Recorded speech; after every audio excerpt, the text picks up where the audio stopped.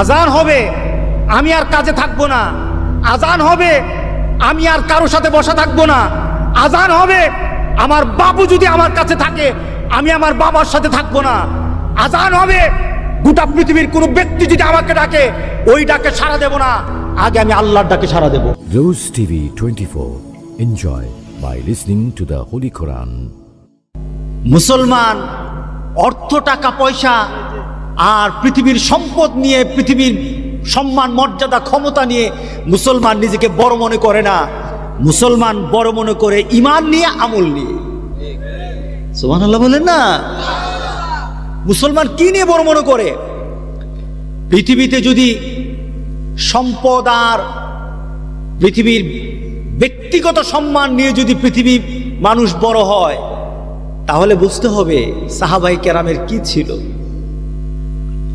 আমার রাসূলের ঘরে কি ছিল।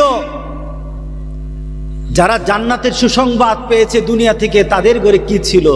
কিছুই ছিল না। কিন্তু তারা পৃথিবীর মধ্যে শ্রেষ্ঠ মানব ছিলেন, সন্দেহ নাই। কি বলেন, ঠিক আছে কিনা বলেন? ওই শ্রেণীর মানুষ হতে হবে আমাদেরকে।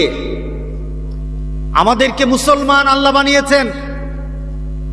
মুসলমান হওয়ার পিছনে উদ্দেশ্য একটাই, আমাদের চাহিদা একটাই, যে আমরা মুসলমান হয়ে জন্ম নিয়েছি, শ্রেষ্ঠ আমার ধর্ম, আমার রব শ্রেষ্ঠ, আমার রাসূল শ্রেষ্ঠ, আমার কোরআন শ্রেষ্ঠ। যারা এই সব কিছু নিয়ে থাকে তারাও শ্রেষ্ঠ। কথা ঠিক আছে কিনা বলেন? তারাও শ্রেষ্ঠ। সুতরাং শ্রেষ্ঠত্বের দাবি নিয়ে আমরা কবরে যেতে চাই। কে কে রাজি আছে?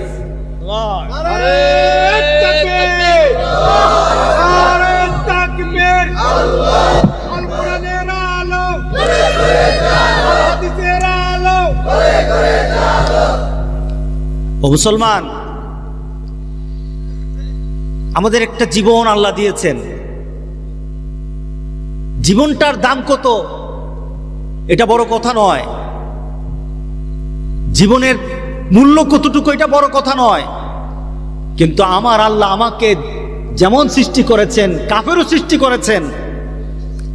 জীবনের দাম কতটুকু হতে পারে কাফেরের দিকে তাকালেই বোঝা যায়।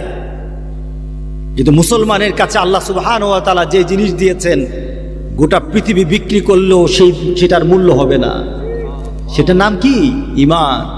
বলেন, সেটার নাম কি? ঈমান। যে মুসলমানরা ঈমান বুঝে না, তারা আল্লাহকে চিনে না। যে মুসলমানরা ঈমান বুঝে না,